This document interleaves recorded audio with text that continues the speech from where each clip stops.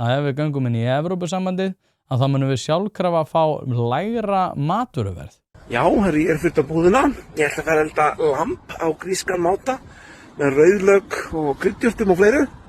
Þetta kostaði 11.450 krónur en myndi kosta ef að matvælaverð myndi lækka 25% með inngöngu í Evrópusambandið eins og gerist í Svíþjóð 8.587 krónur og 50 aura.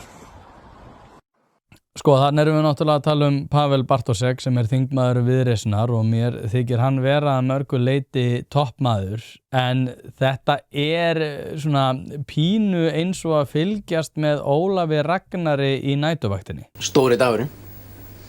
Hvað tónleikar í sólinni eða? Nei, Monni vinur minn, fullt af Monni á leiðinni og allir í vasan hjá Kjellunum. Já, ég hef milljónamæringur í kvöld. Benjamin Prince á leiðin á klakan.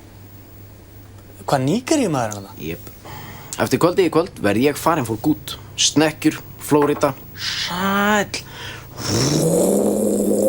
Ertu ekki að grínast þegar? Hvað ertu búin að láta hann mann hafa meiri pening? Bara 250 skallana til að leysa út úr þessu öryggishólu. Þetta svo flókið að úti, maður skilur ekkert í þessu.